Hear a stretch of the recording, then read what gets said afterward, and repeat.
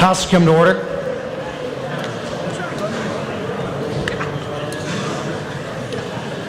On a motion to adopt Conference Committee report on Senate Bill 30, the Speaker recognizes Representative Johnson.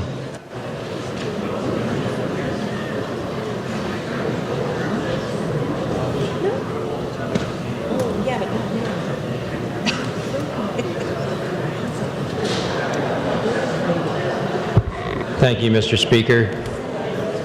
I don't know that there's a great deal to be said about Senate Bill 30. I think many of us have an idea of the debate that we had on May 30th on a bill with the same components. Those match on the brackets, the numbers that are there. As we look to that, and I work to look at it in a profile, it is enough that we can meet the education bill that was passed. It is enough that we could meet the CAPERS payments in 18 and 19 and have a little less than a $50 million ending balance. It is not enough to restore the funds that were requested for the Department of Transportation or other elements that are in the budget. I think it does provide some flexibility with other items that have been mentioned where we are able to more than make it through 18 and 19 with a degree of comfort that is there. There will be a possible negative ending balance in 20. I think we'll learn a lot about our receipts over the next couple of years and have an opportunity to address that as we approach it. It is day 108.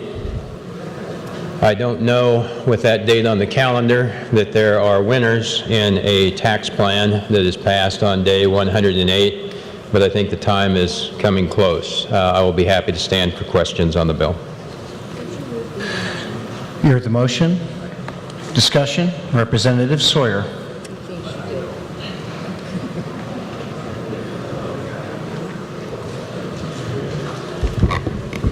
I'm going to rise in support of the bill. You know, it's never easy to raise taxes. I've been here a long time.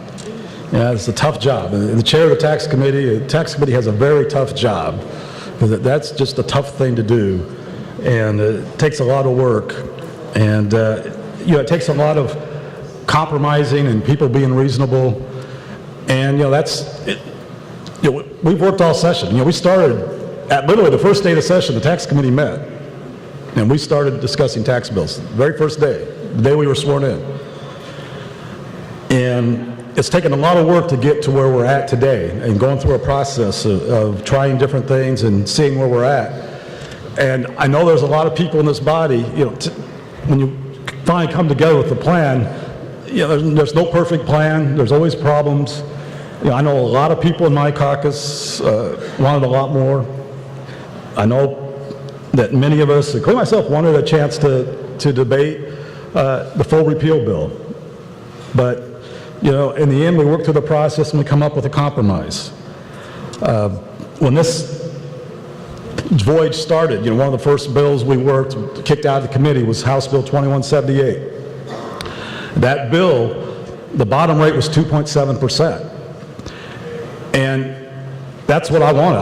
I felt like what happened in 2012 and what happened in 2013, 2015 with tax bills, the people at the bottom, they didn't get the tax breaks, but they had to pay tax increases. They had to pay the higher sales tax on food. They weren't getting the break. So I thought it was important that they don't get an increase. But as the process went along, I said, okay, I guess I can go up to 2.9 on that bottom rate. I can compromise, I can go up. But not I never get to 3, and here we are. The bill tonight, it's got 3.1. That's a lot higher on that bottom rate than I ever wanted. But this is a process, and it's compromising. I know a lot of people on my side wanted a much higher top rate, including myself. I would prefer a higher top rate. But a lot of other people, they can go higher. So we end up at 5.7 at the top rate. Again, it's a process and compromising. One of the things about when we discussed full repeal, there were 6 deductions that were lost.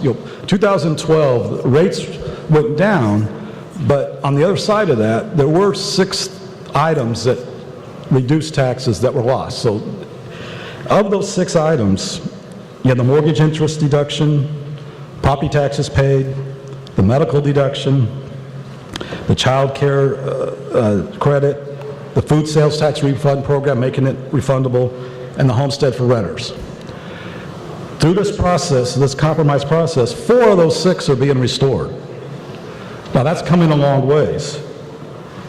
And there are some good deductions that will help a lot of people in different districts. But in my particular district, the 2 most important would be the food sales tax rebate program, making that refundable, and the homestead for renters, because that's the one that affects my districts the most, those pieces. And those 2 pieces aren't in here. The 2 I want the most are not in here. But again, it's working through a process and compromising and getting what we can. Many people will be helped by the deductions that are in here, and they're good. One of the things this bill does, and it's something we started talking about on the first day, is it does repeal the loophole for business owners. And I'm one of the people, the 330,000 business owners that have had a tax holiday now for 4 years.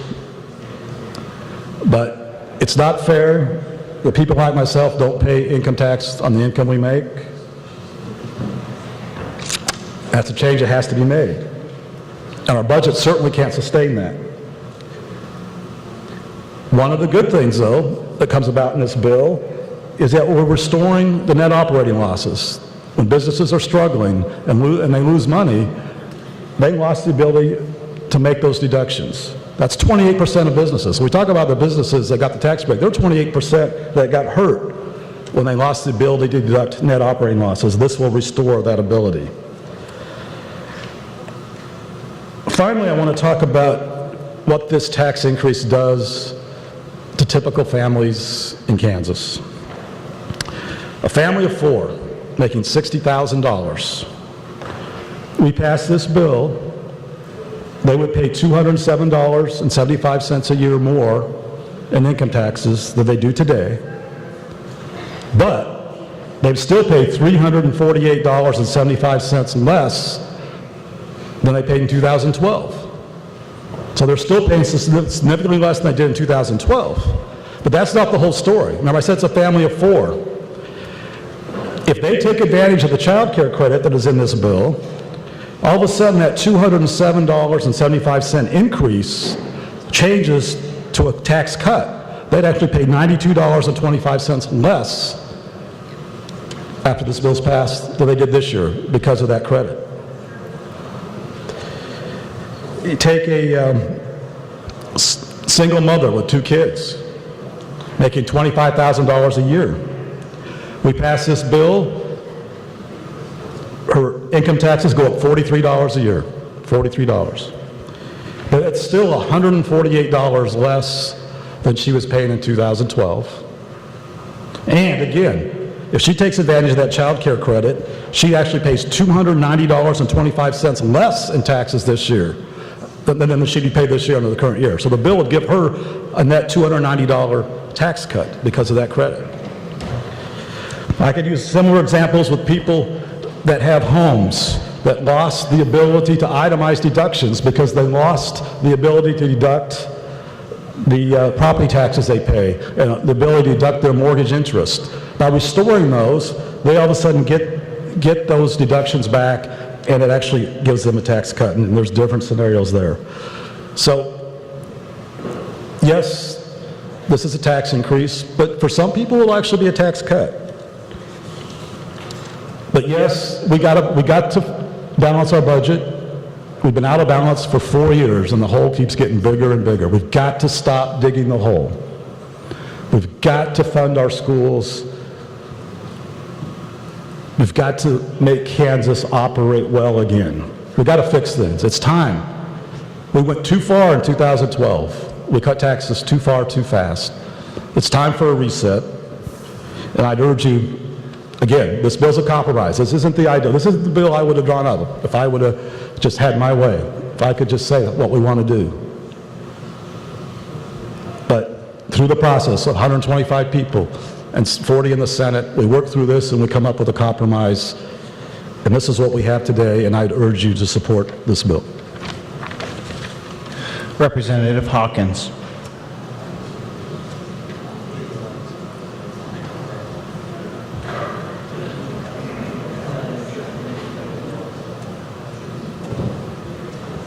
Thank you, Mr. Speaker.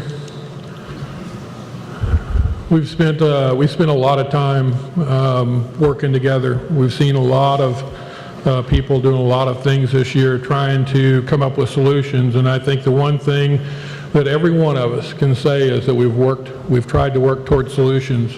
We've had lots of disagreements, we've had some agreements, we've had some hard feelings, we've had some hurt feelings. We've had a lot of things happen through the last couple of weeks as we go through this process. And I have to say, today was a real disappointment for me. Some of my very good friends, I've had some disagreements about tax policy, but I've been trying to work towards a solution for our body and for our state.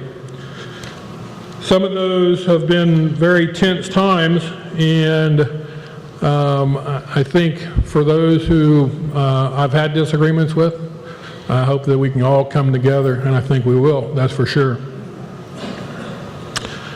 You know, when I started down this road, I had a certain level that I said I wouldn't go past, and some of them have reminded me as I've went past those milestones, Dan, where are you going to stop? And today was that was the stopping point, 5.6. I just couldn't go past that. And I thought today was a great solution. It put together a tax plan that funded education together. It was really, I think, a brilliant plan that was put together. It had the pieces in there that we needed, especially for my conservative friends. Had the ad astra in it that was so important to people in western Kansas and southeast Kansas and in the rural areas. I don't represent a rural district, but I come from rural Kansas, and ad astra truly could make a difference for us. It's not in this plan. We had aviation tax credit in that plan today that was absolutely imperative for Wichita and our aviation industry. And so that was a piece that sweetened the pot for me to be able to support a 5.6 top rate. Probably one of the biggest things that I feel like some of my friends and I have worked on, all the way from my friend from Spivey, Kansas, and from Augusta in the tax committee, that sales tax exemption was really a landmark piece for us. To think that we finally, after 4 years of talking about being able to change the direct trajectory on sales tax exemptions, we finally got something past the floor. We got the debate started actually during the committee process, but then we actually got the ball moving on the floor, and it was in this tax plan. And to see that taken out was just almost unbearable for me because we'd worked so hard for it. So tonight, for a person who has really looked towards working towards a solution, it really hurts and it pains me to say I can't support this tax bill. But it's that step too far for me. 5.7 is just too far. And so I do believe, as so many times have been said, that the discussion's actually not over. I don't think it's over by a stretch yet. And I think we still have an opportunity to move this discussion in a different direction yet. And I'm hoping that when this tax debate is over tonight, that we still have that opportunity, that we can move this discussion forward and find something that's suitable for all of us, but something that's also palatable to all of us. I think the one this afternoon was that, but it didn't end up being. So I'm going to continue to work, and I'm going to continue to push for another solution, and I would ask you to join me in not supporting this CCR. Thank you, Mr. Speaker. Representative Rajas.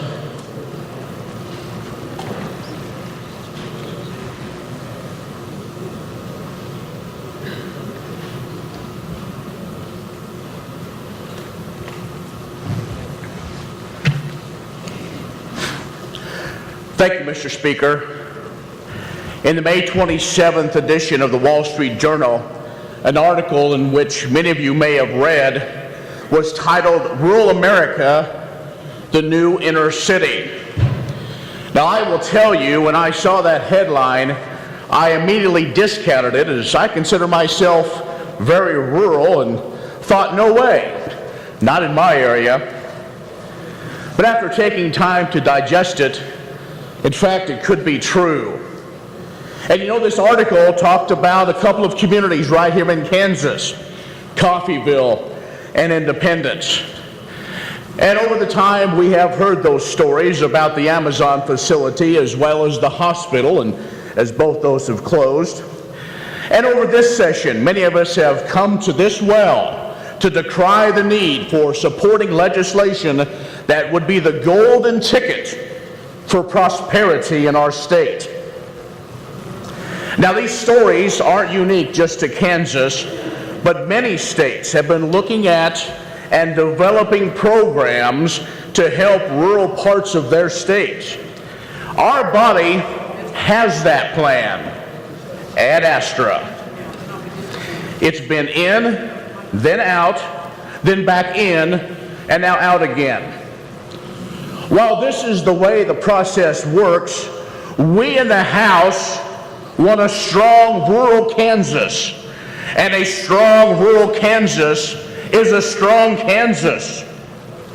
Now you have, and you will hear from others who will talk about the work of committees this legislative session on several economic development programs, that this is a late hour, the 108th day, simply these things didn't make the cut. But now is not the time to blame individuals or regions for success or failures of programs, policies, or what we should have done last year or 2 or 3 years ago. Now is the time. This is the place, and we do need to move forward. But by not including economic development packages like Ad Astra and others, colleagues, we would leave our work undone. Tomorrow, the President will be in rural America to talk of investment in infrastructure and jobs. And now is not the time for the Kansas legislature to abandon programs in investments which could have a direct benefit to many of our communities. A program similar to Ad Astra was signed in Georgia recently, and observers realized revitalizing the state is critical to uniting their state. Now, colleagues, isn't that what we want? One Kansas? We have talked about it throughout the session, and now is not the time to throw it out. Yes, the days are long, time is short, but as we move forward, I would ask you in joining me in not supporting this CCR or other measures until these economic development programs are part of a package moving forward. Thank you, Mr. Speaker. Representative Davis.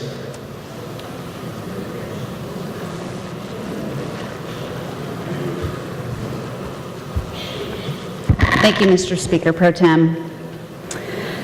At the beginning of this session, I was approached by the Appropriations Chair who had asked if I would co-sponsor the Ad Astra Rural Jobs Act. After researching the legislation, I was happy to agree.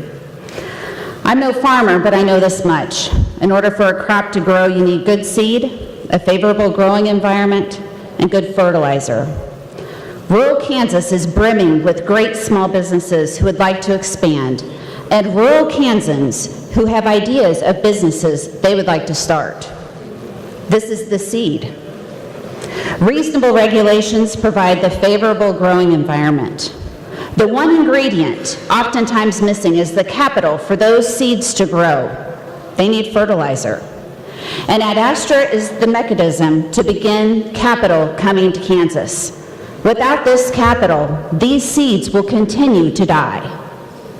At mid-March, this body approved Ad Astra with an overwhelming bipartisan vote. Unfortunately, Ad Astra was never to see the light of day in the Senate. However, through the perseverance of many senators and House members and leadership of the House, Ad Astra had remained in the conversation until now. As a nearly lifelong Johnson County resident, I had only been vaguely aware of the economic struggles of rural Kansas and the need for job growth in these areas. Sure, like many in Johnson County, I'd always heard we were the economic engine of the state, but I could not articulate to you why this was the case or a remedy to the situation. We have all heard or experienced ourselves the outward migration of rural Kansans to urban areas of the state, and unfortunately, many choose to leave Kansas altogether. In order for rural Kansas to thrive once again, and in order for Kansas to thrive once again, we must provide incentives and opportunities. In short, we need to do more to provide a favorable growing environment, and Ad Astra is the vehicle to do just that. I have worked tirelessly during my tenure in the legislature to be part of solutions, and my work to be part of the solution will continue. But I cannot support a tax plan that does not contain Ad Astra and other proposed economic development programs that this body, our body, has strongly supported. Earlier today, we heard from a speaker who spoke about a bill being good enough. And I agreed with that speaker. And in fact, I voted for a very large tax increase. That tax bill had a trailer that would include several important pieces: Ad Astra, star bonds, aviation tax credit, repeal of sales tax exemptions, and many other important pieces. Pieces that in fact would have changed the trajectory of the state. That bill was good enough. This one is not. We can do better, and I ask that you not support Senate Bill 30. Thank you. Representative Williams.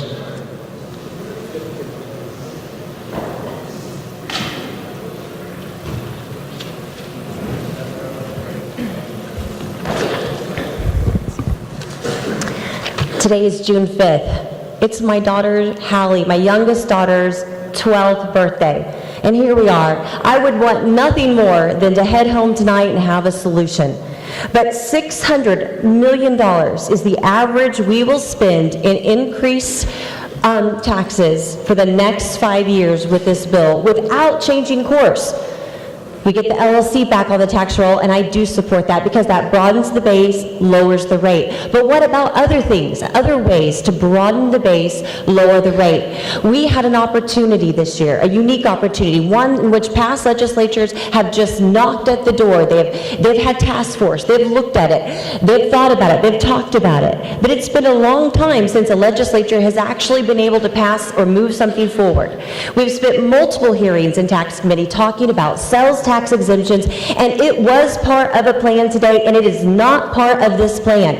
If we raise $600 million, if we vote to tax Kansans $600 million for the next 5 years, there will be no appetite in the future to look at these sales tax exemptions.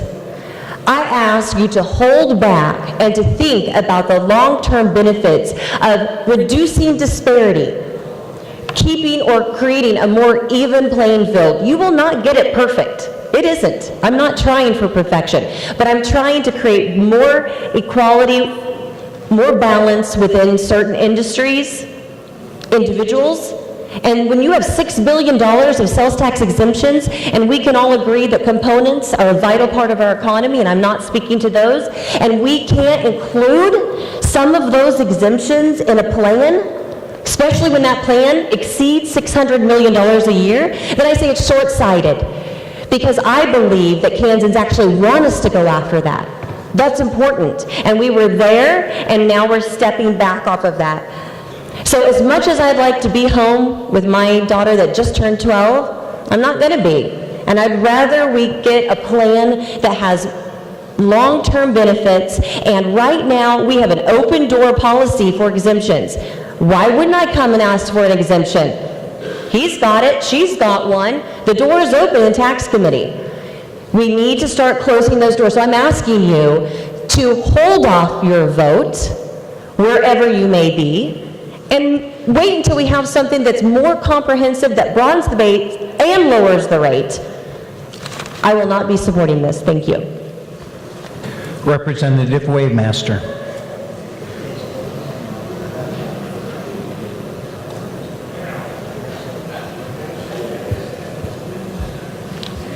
Thank you, Mr. Speaker. I'd like to start off with, I guess, a little bit of a story, and that goes back to the legislative session of 2015. And a lot of us here were in that room, and some of the new members, this will be a new story for you. But we were coming to the waning days of the legislative session. We needed a tax plan to pass in order to get out of here, and that was making the sales tax one of the highest in our region at 6.5%. I walked into this chamber upset, mad, angry, because we didn't get the deal that I thought was best. Had we gotten that deal in 2015, we would not find ourselves in the financial situation that we are currently in. But that being said, we had a sales tax plan. I had the president of Fort Hays State University, who was allowed on the House floor during that debate, pleading with me when I first voted, because I voted no, that if I didn't change my vote to yes, that the university would basically have to take the form of university bankruptcy. How could I do to that to an institution in western Kansas? There were other conversations that were made. There were other deals brokered, I guess is the best way you can put it, which then I felt compelled, even though against my best judgment, to change my vote from no to yes and become one of the 63 that passed the sales tax of 2015. Again, I find myself in a situation. I don't want to raise taxes any more than we have to, and I agree with the previous speaker. Do we need to raise it to over $600 million? As your appropriations chair in this chamber, I have worked diligently with my co-chair and with my appropriation members in keeping spending down as we possibly could. We realize that there is essential spending that needs to go on in the state of Kansas, and we realize that there have been some services that have been cut and need to have dollars flowed through them. But we have been more articulate with the budget, in my opinion, than our counterpart across the dome. We have kept spending down in anticipation that we were going to have some type of tax plan. And that would be a tax plan that is not here tonight. As other members have also mentioned, one of the things, and my vice chair alluded to this before when I approached her in regards to the Ad Astra Rural Jobs Act, I wanted a partnership across the state. I come from a rural area of the state. I was raised in a rural area of the state. After I attended the University of Kansas, I moved to Johnson County, and I lived there for a few years. I then moved to the Dallas Metroplex, lived there for a few years, and decided to come home. I wanted to come back home to Russell County, Kansas. Now, some people didn't understand that in the corporation that I worked at, but it was home. And so that is why I was so compelled and so intrigued when I had the presentation of the Rural Jobs Act. This is something that we can incorporate in the state of Kansas. This is something that can benefit the communities throughout the state of Kansas that has seen their population dwindle in the last few years. Not just because of agriculture and oil going down, which are two industries that have greatly hit the economy in my area of the state, but there's just an influx of people who are moving out of western Kansas or in other rural areas of the nation because they would like to live in metropolitan areas. I was pleased in the tax plans, and it made it a lot easier for me to vote for Ad Astra if it was in that tax plan. But now that it is omitted, I can't support this tax plan. And the reason why is because not only in the last couple of years have we seen the economy in the state of Kansas suffer due to the fact that we have low commodity prices in the ag sector. We had low oil prices, which I'm glad to say they have been staying steady at around $40 a barrel as far as Kansas Common. And actually drilling is starting to pick up a little bit, but that still doesn't recoup the many people who were laid off when the prices were low. And we can look at the ag sector and say, well, you had a massive crop last year. Yeah, we did, but we had terrible commodity prices. And now, in the late part of April, a lot of farmers in western Kansas was hit with a massive snowstorm that devastated their crop. My own father lost 300 acres of wheat right before Memorial Day weekend because of hail. Not to mention many other farmers who had the same fate because of nature. The reason why I mention that is because this jobs program can help communities bring jobs in. This would have helped nearly every single county in the state of Kansas. It was not pointing to one county or maybe two. It would have benefited the entire state. I know when I mentioned we had the debate on Ad Astra, and I gave a little story about Russell, Kansas, and when I was younger, the population was roughly 6,000 people. When the ag and oil downturn in the economy hit in the late 80s, when I graduated, it was about 3,500. When oil ticked back up in the early 2000s, we're back to about 4,500 people. But we have been slowly seeing people moving away. And why are they moving away? Because there's no jobs. And I can't speak for the other chamber. I don't know why they didn't want to have any committee hearings, not in regards to Ad Astra, but to any economic development package. They were jeopardizing STAR bonds. That was to expire this year. Now, STAR bonds is included in this, but not the entire deal that we worked in appropriations. They didn't want to hear about the aviation credits. I don't know why. You would jeopardize the economy of the state of Kansas, but that's what one chamber decided to do. I'll never understand it, and I probably don't want to. And I've sat in the tax conference committee hearings, and I have listened to the other chamber state how they didn't want these economic development programs in the tax plan for whatever reason. I think we all know what it is. And I have to give credit to credit's due to our conferees. They did a great job advocating for these programs. But I will not be supporting this conference committee report because I will not capitulate to the other chamber. Thank you. Representative Clays.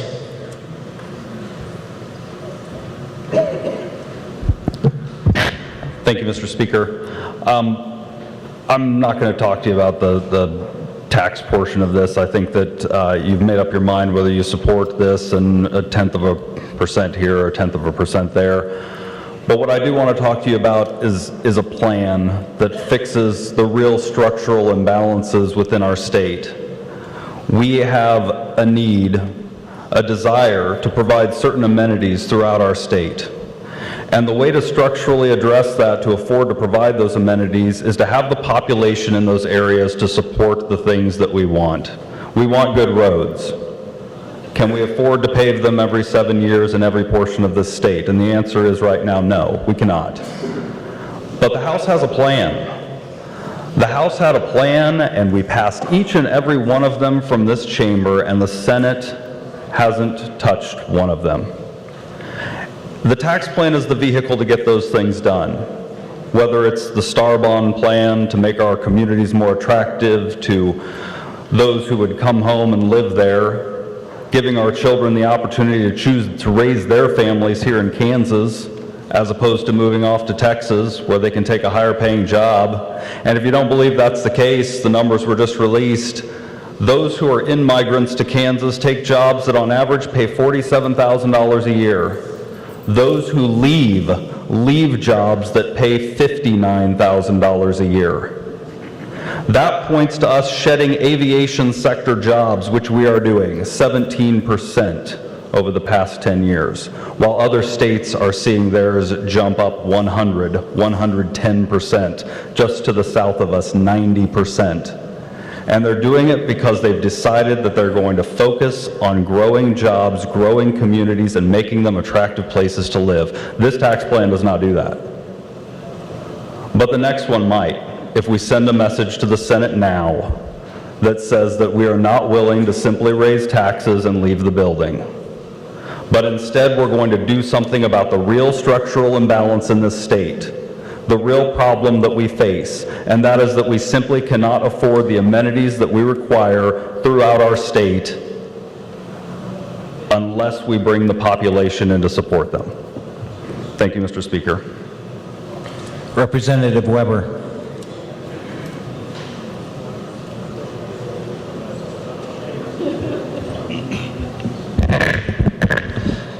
Thank you, Mr. Speaker. Appreciate the words of my colleague right ahead of me. With all due respect to my friend on the left, raising taxes is the easiest vote we can take. The tough work is cutting spending. I wish I had a magic wand about spending. I know in my household, when we don't have enough money, we cut spending, we figure out a way, and I think we can do that still. There's another way, as you've heard, there's another way. We can do this without a massive tax increase. I added up the numbers, it's $3 billion through 2022. $3 billion, that is a big, big number. I think we have to ask ourselves, what does this do to our small businesses, the engine of our prosperity in this state? And also, I think we need to get our emotions in check. Is this get the governor? Is it get the governor? Or is this a reasonable solution? Correction, Representative, you can't talk about the other, the second floor as it relates to the passage of the question before us. Let's take the emotion out of it. Let's come to our senses. Let's keep talking. Let's find a solution. Thank you. Representative Landwehr.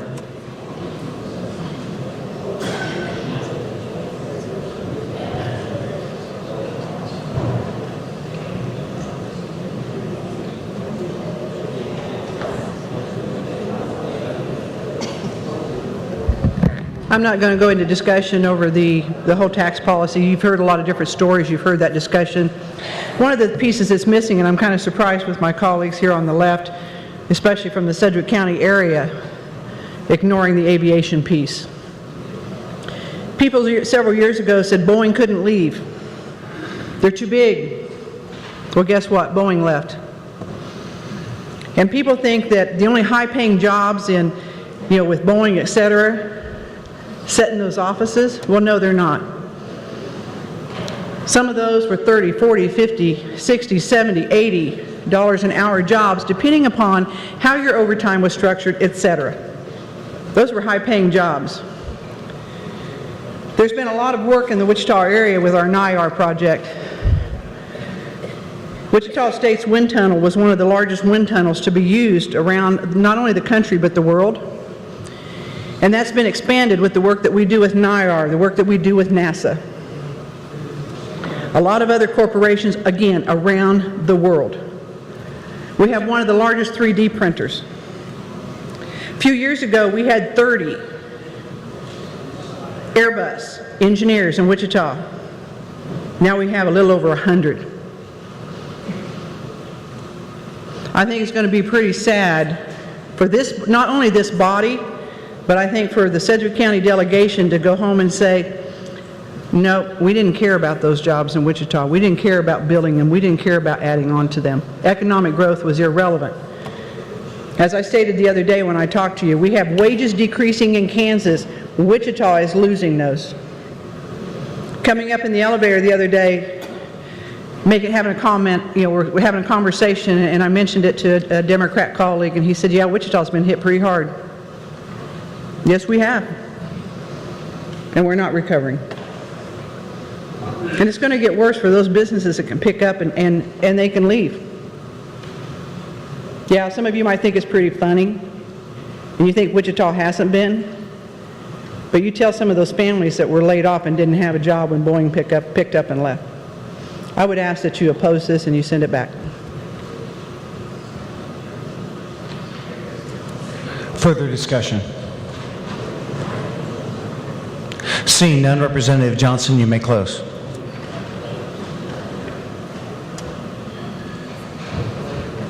Thank you, Mr. Speaker. I actually think the body has had a great debate on a couple of issues that are major issues today, and I think the listening and the participation has been great. I don't know if this is the last train out of the station. I don't know if this is the best train out of the station. I'll look forward to continuing to work with anyone on a plan that can gain the majority of this body and our counterparts in the Senate to meet the needs of the state of Kansas. I went to Wendy's for dinner tonight, tried to figure out what to get, wasn't too sure as he even got up there, finally settled on a salad, said I'd like the salad without blue cheese crumbles. There were a few of us in line, it was a little slow coming, ran out of time, needed to get back to the Capitol in the off chance that we got a conference committee report to sign.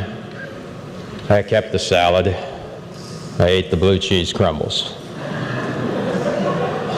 I don't know which part of this plan is the blue cheese crumbles for you, but they're there. And I don't know, it's not the only thing on the menu.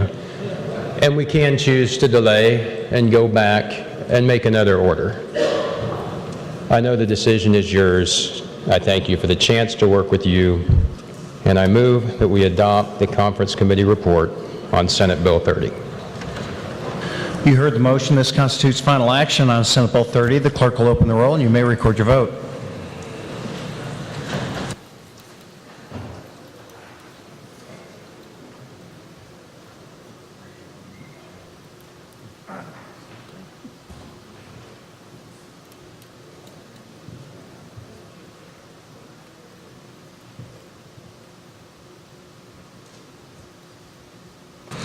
Has every member had an opportunity to record his or her vote?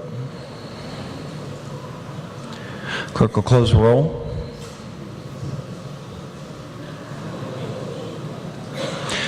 Did any member desire to explain his or her vote?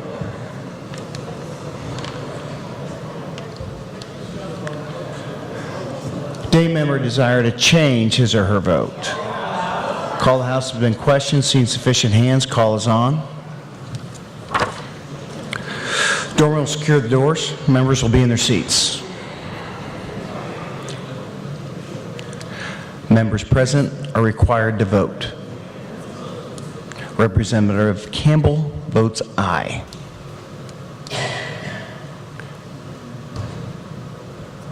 Representative Johnson votes aye. Request a call be raised. Not seeing sufficient hands, call is raised. Any explanation of vote? Did any member desire to change his or her vote? Representative Dirks votes aye. Representative Ohabasim votes aye. Representative Epley votes aye. Representative Wheeler votes aye. Representative Weigel votes aye. Further change? Seeing none, 69 voting in favor and 52 opposed to the passage of Senate Bill 30, the same having received a constitutional majority, is hereby declared passed. Clerk will record the vote.